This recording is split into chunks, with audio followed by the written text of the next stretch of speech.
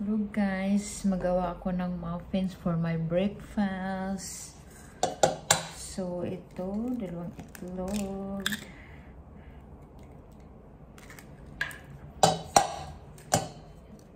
Ito muna unang gagawin natin. Yung mga wet ingredients. So, ano muna siya.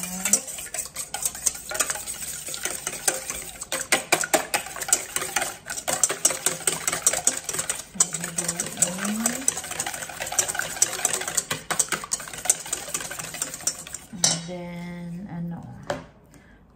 kukuha muna ako ng Código Civil.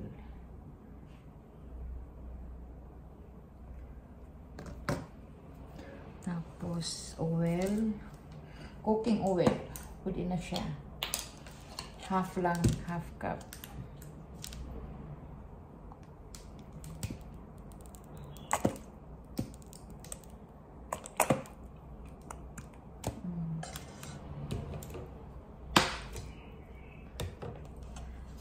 Tapos mikos-mikos ulit.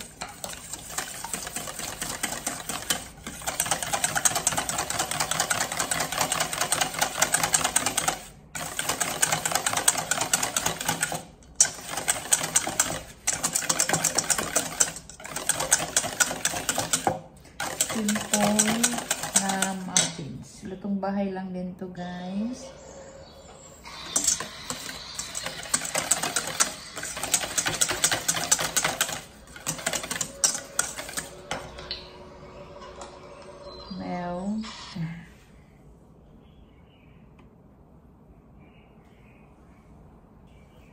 Tapos milk, isang cup din na milk.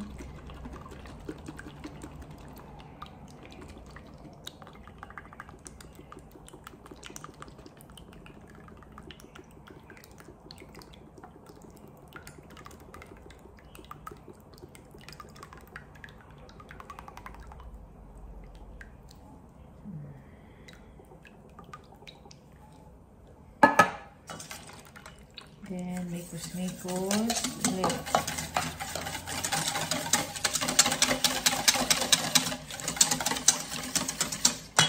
Tapos, check ko na naman yung Código ko kasi hindi ko pa to familiar yung mga sukat.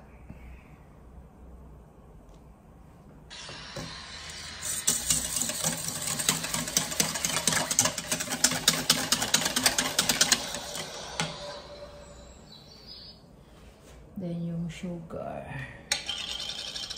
Ito kasi yung sugar ko. Lagay ko na dito sa lagayan. Isang cup na sugar.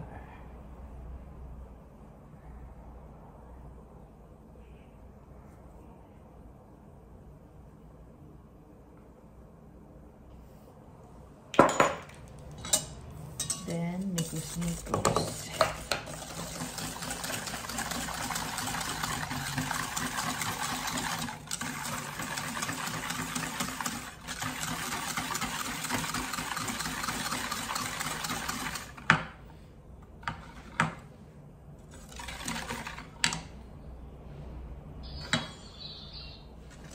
Tapos yung vanilla.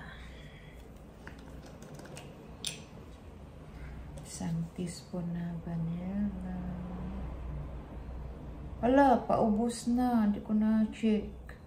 Naging 3/4 lang siya, guys. Oh no, wala na talaga. Kulang yung vanilla ko.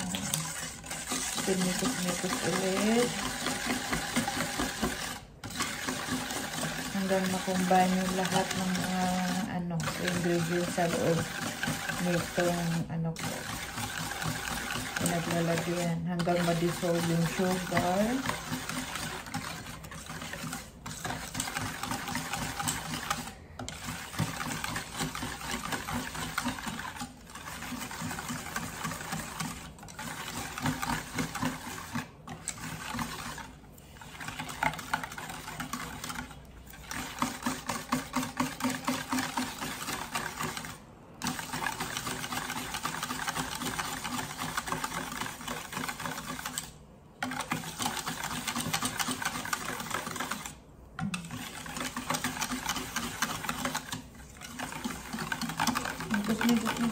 Mikos.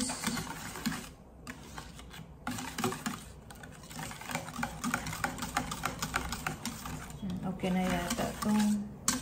Wala na kaya itong sugar.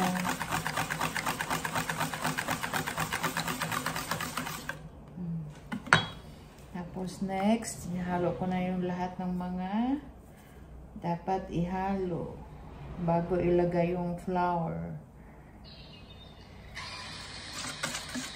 Talaga siya.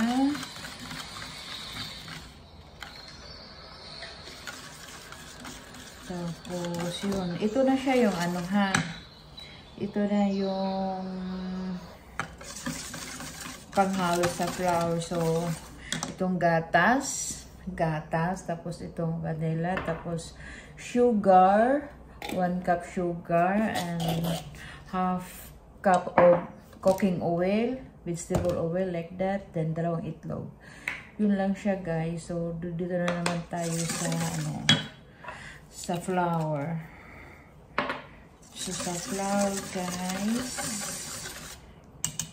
I need this one. Tissue.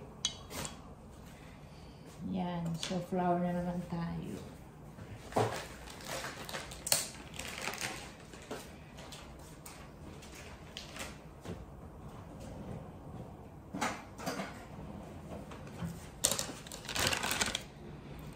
Yung flour, tatlong cup.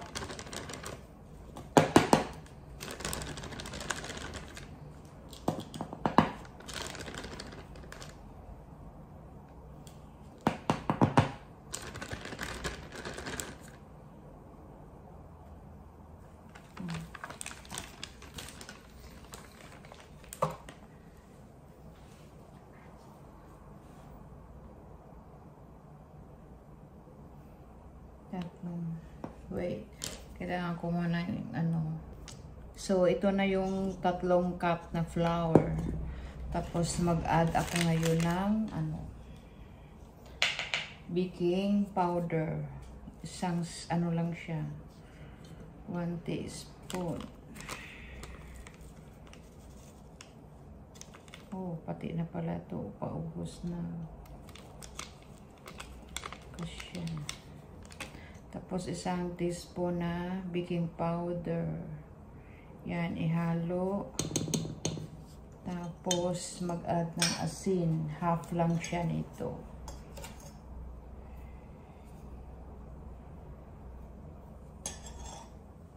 Half na asin. So, yun. So, ito na siya guys. Yung flour ko. Tapos may asin siya at saka baking powder. Tapos itong with ingredients ko. So ito lang lahat guys. Tapos i-mix mo na lang siya. I-combine mo na lang siya lahat. So i-ano na natin siya guys. So hindi ko na pinapakita sa inyo yung paghalo ko ng half na teaspoon na ano na asin. Tapos 1 teaspoon na baking powder. Tapos 3 cup na flour. So, ihalo ko na siya dito, guys. So, diba na-mix naman ito. Mikos ko naman ito. Tapos yun. Isama na natin itong flour. Ganun.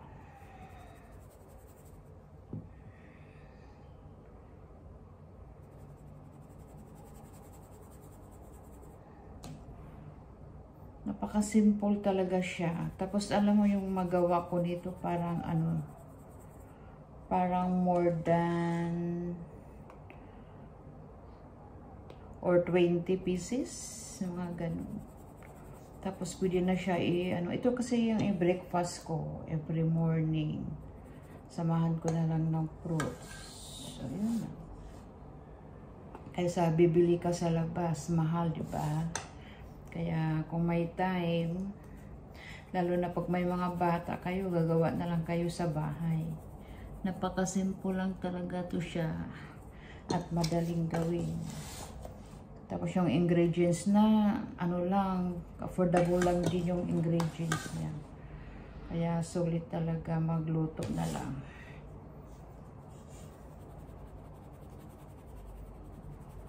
So ito lang guys ha. Ito, i-mix mo lang yung mga flour, tapos tapos yun, nalagay ko na lahat ng flour. So imikos-mikos na lang din siya.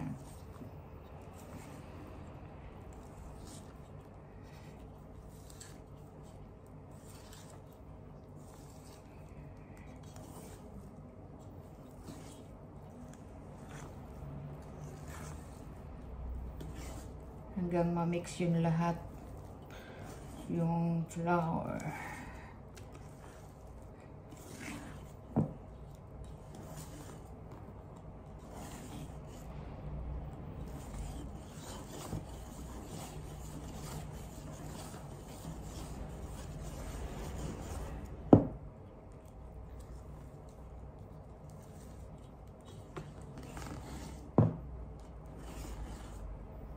May mga bata kayo, gawa na lang kayo ng ganito pang baon nila or pang breakfast.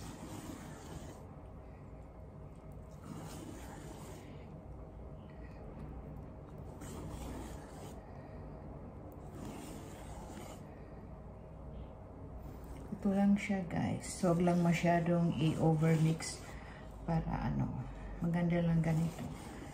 Kaya dapat talaga ihalo ng lahat ng mga ingredients, yung mga liquid, bago ihalo dito sa flour para di kayo mag-overmix. Ito na lang. So, ito na guys. Yan lang siya. Kaya guys, nalagay ko na lahat. Yung 3 cups na flour. So, ito ang nagawa. Lang siya 26 pesos siya guys. So see, diba, napaka affordable lang yung ingredients, tapos makagawa ka ng ganito na muffins. Kaya you try nyo guys gumawa ng ganito. So ito na yung final, ito na yung siya guys. 25 minutes lang siya. So, ito na siya, guys. Diba? May pang breakfast na tayo. Ito na siya. Ang bango. Super bango. Pati hindi siya hindi katulad nito nga nakabuka.